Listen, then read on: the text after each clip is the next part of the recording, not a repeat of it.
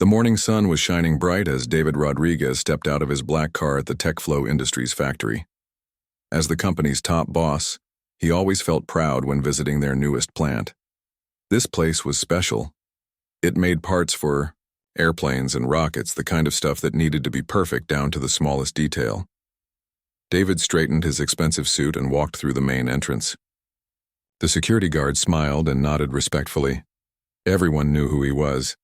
The plant manager, Tom Wilson, was already waiting with a nervous smile and a clipboard full of reports. "Good morning, sir. Everything's running smoothly today," Tom said, though his voice had a slight shake to it.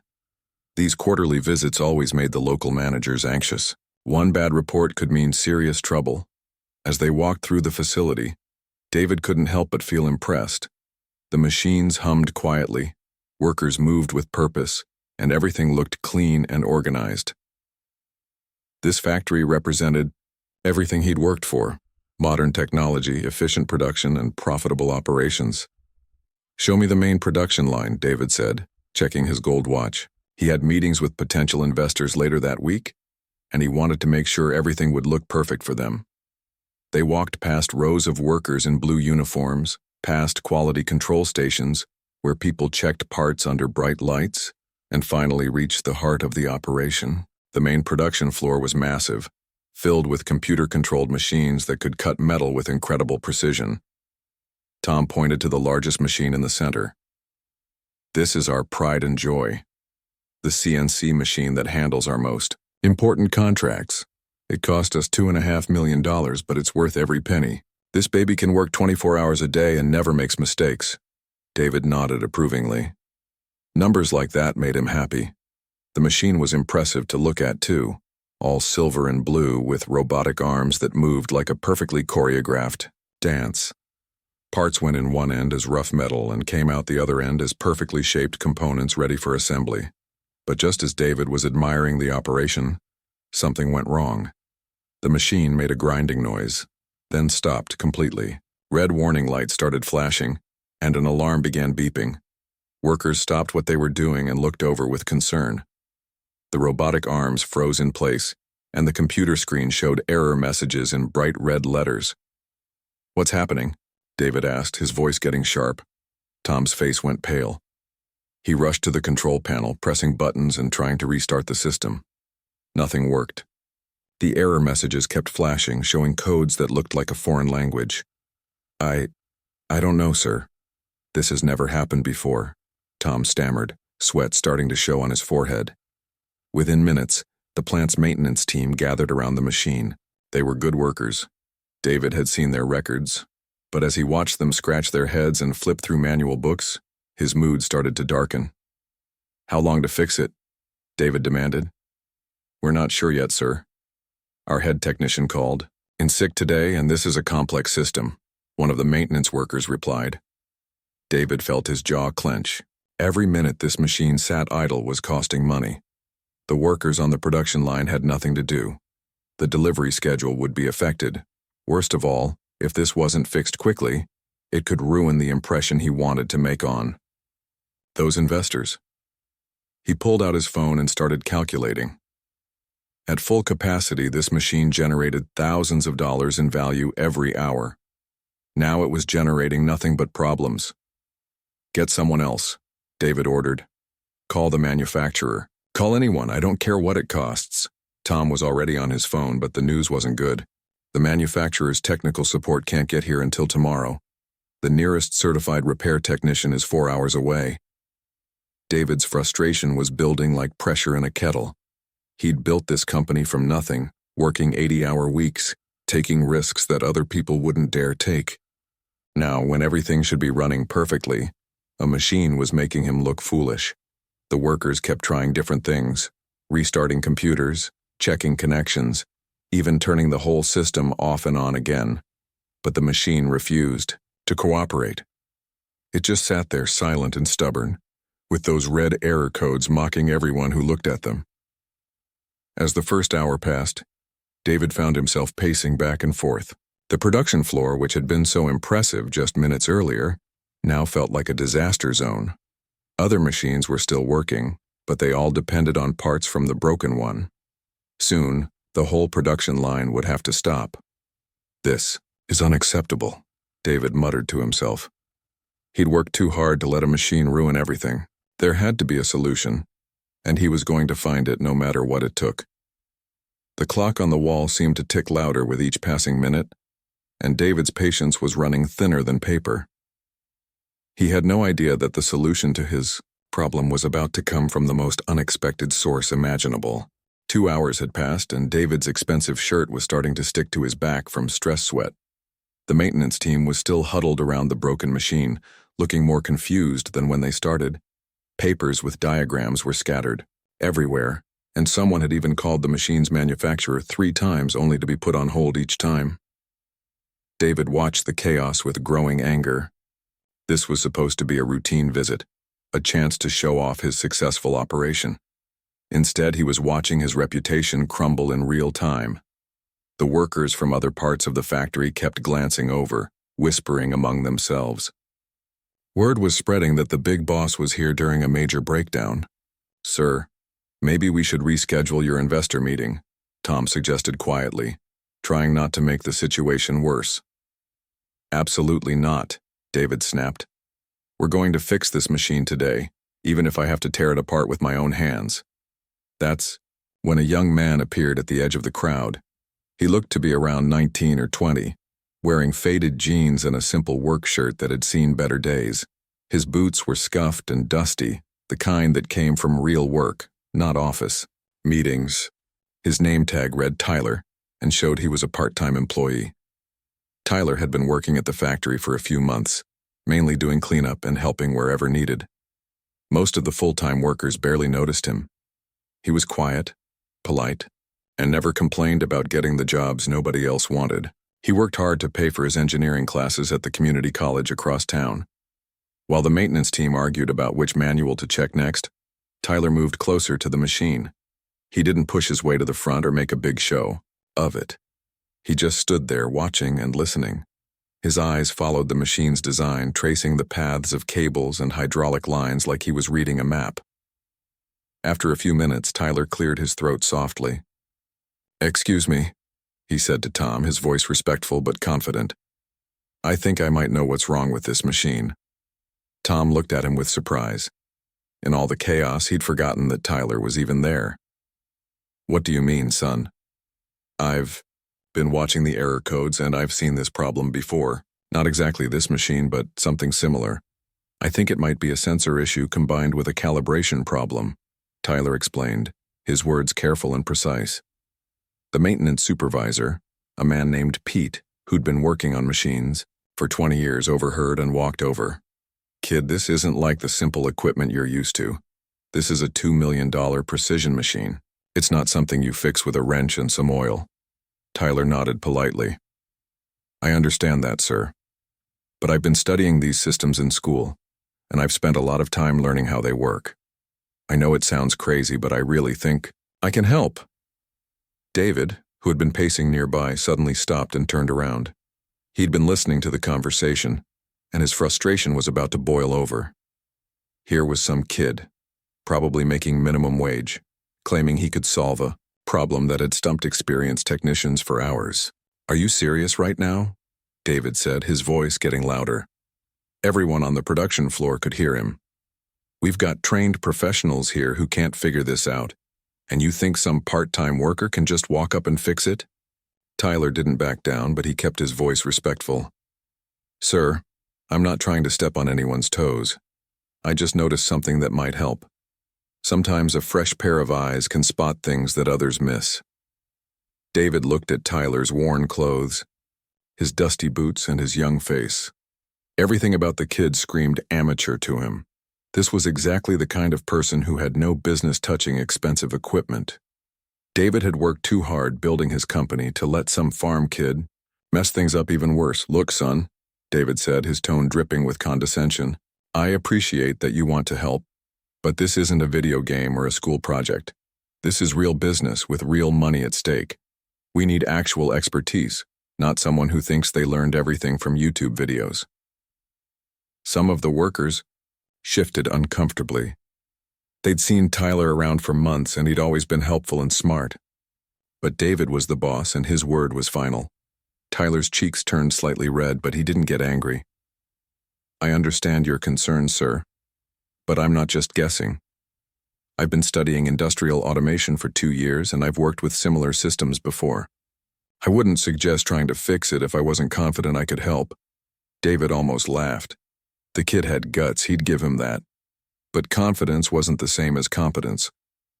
Where exactly did you work with systems like this? At your dad's farm? Fixing tractors? The comment was meant to put Tyler in his place, and several workers winced at the harshness of it. David had made his point clear. This was no place for amateurs, especially ones who looked like they belonged in a field rather than a high-tech factory. But Tyler didn't crumble under the pressure.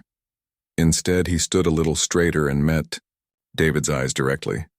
Sir, I know how this looks, but sometimes the solution comes from unexpected places. All I'm asking for is a chance to take a look. If I'm wrong, you can send me home, but if I'm right, we could have this machine running again in the next hour. The production floor had gone quiet. Everyone was watching this standoff between the powerful CEO and the humble part-time worker. David's pride was telling him to shut this down immediately, but his practical side was getting desperate. Every minute cost money and traditional solutions weren't working. The question hanging in the air was simple. Would David's ego let him give Tyler a chance, or would he stick to his assumptions about who could and couldn't solve complicated problems? The silence on the factory floor was thick enough to cut with a knife. David stared at Tyler, his mind racing between anger and desperation. This young man had just challenged him in front of his entire workforce, and David's pride was screaming at him to put the kid in his place. But at the same time, the broken machine behind them was bleeding money with every passing second. Tom stood between them, looking nervous. He'd worked with David for 5 years and knew how explosive his boss could get when challenged. But he'd also noticed Tyler around the factory. The kid was always asking smart questions and seemed to understand the equipment better than most people twice his age. You know what? David said suddenly, his voice cutting through the tension. Fine, you want to prove you're some kind of genius? Here's your chance. He pointed directly at Tyler, his finger almost touching the young man's chest. You've got exactly 15 minutes to figure out what's wrong with that machine. The workers around them exchanged worried glances. 15 minutes wasn't much time, even for an experienced technician. For a part-time employee who was still in school, it seemed impossible. But here's the deal, David continued, his voice getting harder. When you fail, and trust me, you will fail, I want you to pack up your things and leave. Not just for today. Forever. I don't want to see you anywhere near this factory again. Tyler's face went pale, but he didn't back down. And if I succeed? David almost smiled. The kid's confidence was either admirable or foolish. He couldn't decide which. If you somehow manage to fix a machine that has stumped our best people, then maybe I'll reconsider my opinion of you. But that's not going to happen. Deal, Tyler said without hesitation, extending his hand. David shook it, surprised by the firmness of Tyler's grip. 15 minutes, starting now. Tom looked at his watch nervously. Tyler, are you sure about this? Maybe we should wait for the professional repair service. It's okay, Mr. Wilson, Tyler replied calmly. I've got this. As word spread through the factory, workers began gathering around the production area. Some came because they were curious, others because they had nothing else to do with the main line shut down. A few came because they'd grown to like Tyler over the past few months and wanted to support him, even if they thought he was in over his head. Tyler walked slowly around the massive machine, his eyes taking in every detail. Unlike the frantic searching the maintenance team had done earlier, his approach was methodical and calm. He started at one end and worked his way around, looking at connections, checking displays, and occasionally touching different components. What's he doing? Whispered one worker to another. Looks like he's reading the machine like a book, came the reply. David stood with his arms crossed, tapping his foot impatiently. Every few seconds he checked his watch. The kid had started strong, but David was confident that confidence would crumble once Tyler realized how complex the system really was. 5 minutes passed. Tyler had completed his circle around the machine and was now studying the main control panel. The error codes were still flashing their angry red warnings, but Tyler seemed to be reading them like a story. He pulled out a small notebook from his pocket and started writing down numbers and codes. "Time's ticking, kid," David called out. 10 minutes left. Tyler nodded but didn't look up from his notes. He was comparing the error codes to diagrams he'd drawn, cross-referencing different systems within the machine. The workers watching him began to realize that this wasn't random guessing. Tyler had a plan. At the 8-minute mark, Tyler moved to a panel on the side of the machine that none of the maintenance team had paid much attention to. It controlled the feedback sensors that told the machine where its cutting tools were positioned. Tyler opened the panel and peered inside with a small flashlight. "Found something," he said quietly. David moved closer, despite himself. "What is it?" "The connection here is loose," Tyler explained, pointing to a cable that looked perfectly fine to everyone else. "But that's not the main problem. The real issue is that when this connection got loose, it threw off the calibration of the whole positioning system. The machine thinks its tools are in one place, but they're actually in another." Pete, the maintenance supervisor, frowned. "That connection looks fine to me." Tyler gently wiggled the cable, and everyone could see it move more than it should have. "It's not completely disconnected, which is why it's been working most of the time. But under certain conditions, when the machine vibrates in just the right way, the connection becomes unreliable." "So fix it," David said, his voice challenging. "That's just part one," Tyler replied. "Tightening this connection will stop the immediate problem, but the machine's computer still thinks the calibration is wrong. I need to reset the positioning parameters to match where the tools actually are." 3 minutes left on the clock. Tyler's hands moved quickly but carefully. He secured the loose connection, then moved back to the main control panel. His fingers flew over the keyboard as he navigated through screens that most people had never seen before. "How do you know how to do that?" Tom asked, amazed. "I've been studying the manual for this exact model," Tyler answered while still typing. "Downloaded it from the manufacturer's website and spent weeks going through it." David felt a strange mixture of emotions. Part of him was impressed by Tyler's preparation and systematic approach.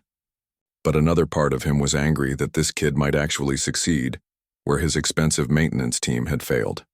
1 minute left. Tyler initiated a calibration sequence, and the machine's computer began running through a series of diagnostic tests. Warning lights flickered, motors hummed, and everyone held their breath. With 30 seconds to spare, Tyler stepped back from the control panel. "It should work now," he said simply. David looked at his watch. "Time's up. Let's see if you're as smart as you think you are." Tyler pressed the main start button. For a moment, nothing happened. Then slowly, the machine began to come to life. The robotic arms moved to their home positions.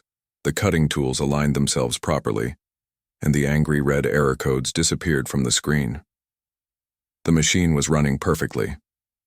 A cheer went up from the gathered workers, but David stood frozen in place. This kid, this part-time employee who he'd dismissed as worthless, had just accomplished something that should have been impossible.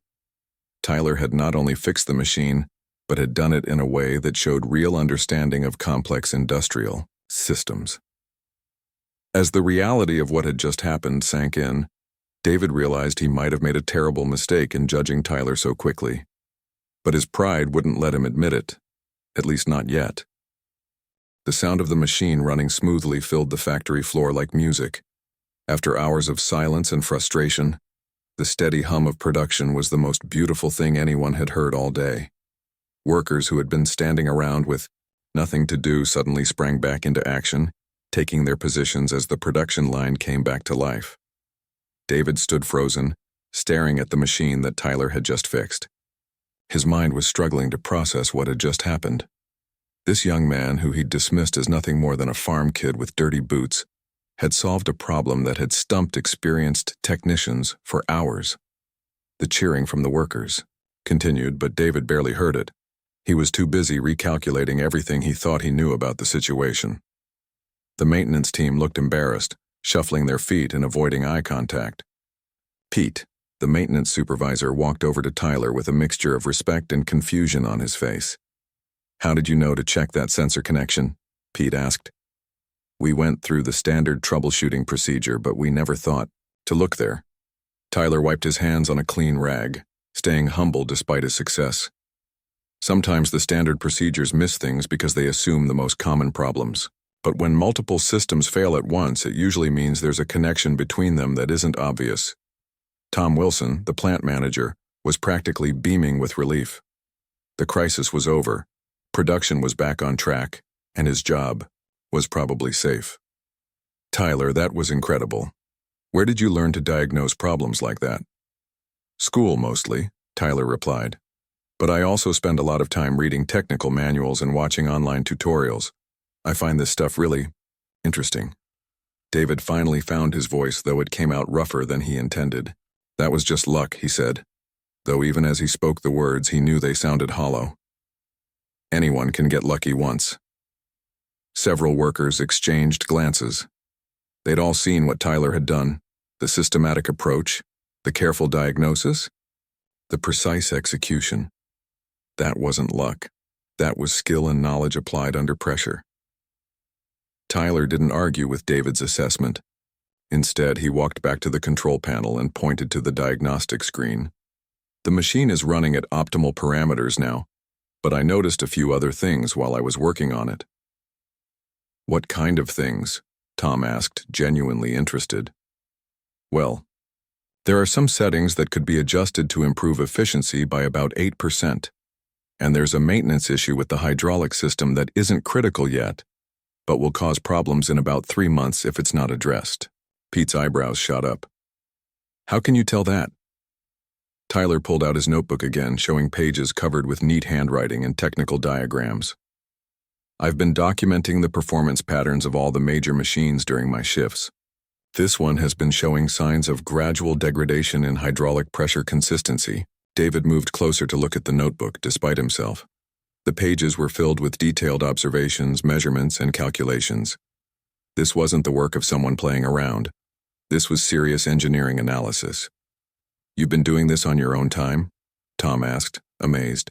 "During breaks and lunch periods," Tyler confirmed. "I wanted to understand how everything worked together. Plus, I figured if I could spot potential problems early, it might help prevent expensive breakdowns." One of the production workers, an older woman named Betty who'd been at the factory for 15 years, spoke up. "Tyler's always asking questions about how things work. Real thoughtful questions, not just small talk." Another worker nodded. "He helped me understand why my station kept jamming last month. Turned out it was a timing issue I never would have figured out on my own." David listened to these comments with growing discomfort. It was becoming clear that Tyler's success wasn't a fluke. The young man had been quietly demonstrating competence and initiative for months, but David had never bothered to notice because Tyler didn't fit his mental image of what a valuable employee looked like. "Show me these efficiency improvements you mentioned," David said, his tone still skeptical but less hostile than before. Tyler moved to the control panel and pulled up a series of screens showing the machine's operating parameters. "See this? Setting here? It controls the feed rate for raw materials. Right now it's set to the manufacturer's recommended speed, which is conservative to prevent problems. But based on the actual performance data I've collected, we could safely increase it by 5% without any risk." He continued explaining several other adjustments, each one backed up by data from his notebook. His explanations were clear and technically sound, showing a deep understanding of how the various systems work together. Pete was taking notes, clearly impressed. "These modifications could save us significant time on each production run." "That's the idea," Tyler said. "I've been thinking about presenting these suggestions to management after I finish my degree next year." "Next year?" David asked. "I'm graduating from the community college with an associate degree in mechanical engineering. Then I'm hoping to transfer to the state university for my bachelor's degree." David felt another piece of his assumptions crumble. Tyler wasn't just some random kid working part-time for pocket money. He was a serious engineering student who was treating this job as a learning opportunity and a chance to contribute real value. As the afternoon wore on, word of Tyler's Success spread throughout the factory. Other workers stopped by to congratulate him, and several shared stories of times when Tyler had helped them or offered useful suggestions. A picture was emerging of someone who had been quietly making a positive impact while David had been completely unaware of his existence. Tom pulled David aside as the production line hummed along smoothly. "Sir, I think we should seriously consider what Tyler said about those efficiency improvements. If he's right about the 8% increase, that could save us hundreds of thousands of dollars annually." David nodded absently, his mind still reeling from the day's events. He prided himself on being a good judge of character and talent, but he'd been completely wrong about Tyler. The question now was what to do about it. Tyler was cleaning up his tools and preparing to return to his regular duties, seemingly unaffected by all the attention. He'd solved the problem, explained his reasoning, and now he was ready to get back to work like nothing extraordinary had happened. But David knew something extraordinary had happened. He just wasn't ready to admit how extraordinary it really was. As Tyler walked away from the crowd, heading back to his regular cleaning duties, David found himself watching the young man with new eyes. The confidence in Tyler's walk wasn't arrogance. It was the quiet assurance of someone who knew his stuff. But David's pride was still stinging from being shown up by someone he'd completely underestimated. Two of the senior technicians, Jake Miller and Steve Chen, were standing nearby discussing what had just happened. They'd both been working at the factory for over a decade and had seen plenty of problems come and go. David moved closer, curious to hear their take on the situation. "That kid's got skills just like his old man," Jake was saying, shaking his head in amazement. "Runs in the family, I guess. Some people are just born with a gift for understanding how machines think." David stopped walking. "What did you say about his family?" Steve looked up, surprised to see the CEO standing so close. "Oh, Tyler Morrison, sir. He's got the same natural talent his father has. It's pretty incredible to watch." "Morrison?" David repeated, feeling a strange chill run down his spine. The name sounded familiar, but he couldn't quite place it. Tom Wilson overheard the conversation and walked over. "Yes, sir, Tyler Morrison. His father is Dr. Robert Morrison. You know, the automation engineer who designed most of our control systems." The words hit David like a physical blow. Dr. Robert Morrison wasn't just any engineer. He was a legend in the industry.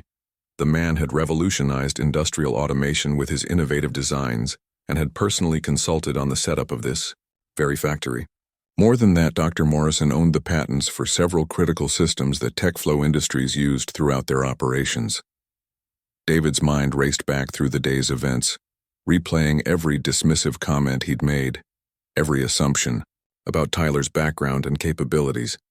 He'd called him a farm kid and suggested he learned everything from YouTube videos. He'd been ready to ban Tyler from the factory permanently, all while talking to the son of one of the most respected engineers in the business. "Dr. Morrison's son works here?" David asked weakly, hoping he'd misunderstood somehow. "Has been for about 4 months now," Tom confirmed. "Part-time while he finishes school. Great worker, never causes any trouble, always willing to help out, wherever needed."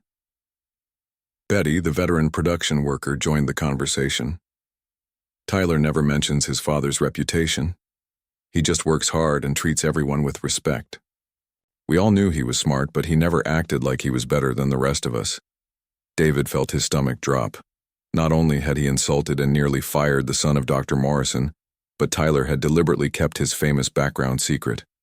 The young man had wanted to succeed on his own merit, without trading on his father's reputation.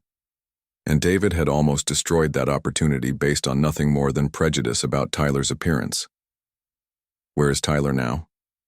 David asked, urgently. "Probably in the break room," Tom replied. "His shift technically ended an hour ago, but he stayed to help with the machine problem." David hurried through the factory corridors, his expensive shoes clicking loudly on the concrete floor. Workers he passed looked surprised to see their CEO moving with such purpose, but David barely noticed them. His mind was consumed with the magnitude of his mistake. He found Tyler in the small employee break room, sitting alone at a plastic table and eating a simple sandwich from a brown paper bag. The young man looked up as David entered, his expression polite but cautious. "Tyler," David began, then stopped. He'd practiced apologies before in business situations, but this felt different. This was personal. "I owe you an explanation. And an apology." Tyler gestured to the empty chair across from him. "Please sit down, Mr. Rodriguez." David sat, feeling uncomfortable in the simple plastic chair. The break room was a world away from his executive office with its leather furniture and expensive artwork. "I was wrong about you today. Completely wrong. And I'm sorry for the way I treated you." "Thank you for saying that," Tyler replied, taking another bite of his sandwich. "I understand why you reacted the way you did. I know how I look compared to your usual engineers." "That's no excuse," David said firmly. "I made assumptions based on your clothes and your age, and that was unprofessional and unfair." Tyler nodded appreciatively, but there was something in his eyes that suggested he'd heard similar apologies before. "I appreciate that, sir. Really." David took a deep breath. "I also just learned about your father." Tyler's expression didn't change, but he stopped chewing for a moment. I wondered when that would come up." "Why didn't you tell anyone who your father was?" David asked. "You could have mentioned it when I was giving you a hard time. It would have changed everything." Tyler finished his bite and looked directly at David. "Because I didn't want it to change anything. I wanted to prove I could succeed here based on my own abilities, not because of my last name." The simple honesty of the statement hit David harder than any business negotiation ever had. Here was a young man who had chosen the difficult path of earning respect through his own efforts even when he could have taken shortcuts. "Your father must be proud of you," David said. Tyler smiled for the first time since David had entered the room. "He taught me that reputation is something you build one honest day at a time. He said if I ever used his name to get ahead, I'd never know if I actually earned what I achieved." David felt a wave of respect for both Tyler and his father. Dr. Morrison had raised his son with values that were rare in David's world of corporate politics and networking. "Tyler, I'd like to offer you something," David said. "A full-time position in our engineering department and a scholarship to help you finish your bachelor's degree. You've earned it today, and frankly, we'd be lucky to have someone with your skills and character on our team." Tyler considered the offer carefully. "That's very generous, Mr. Rodriguez. Can I ask you something, though?" "Of course. If you hadn't learned about my father, would you still be making this offer?" The question cut straight to the heart of David's motivations, and Tyler's direct gaze made it impossible to give anything but an honest answer. "I don't know," David admitted. "I'd like to think so because what you did today was genuinely impressive. But I can't say for certain that my pride wouldn't have gotten in the way." Tyler nodded, apparently satisfied with the honesty. "I accept your offer, but I have one condition." "Name it." "I want to be evaluated the same as any other employee. No special treatment because of who my father is or because of what happened today. Just fair judgment based on my work." David extended his hand across the table. "Deal." As they shook hands, David realized he'd learned something valuable today that had nothing to do with machine repairs or factory operations. He'd learned that talent and character could come from anywhere, and that his assumptions about people could blind him to incredible opportunities. 6 months later, Tyler's process improvements had saved the company over $500,000, and his reputation for solving complex problems had made him one of the most respected engineers in the facility. David never forgot the lesson Tyler had taught him about the danger of judging people by their appearance rather than their abilities. And Tyler never forgot that sometimes the most important thing you can do is give someone a chance to prove themselves, even when everything about the situation suggests you shouldn't.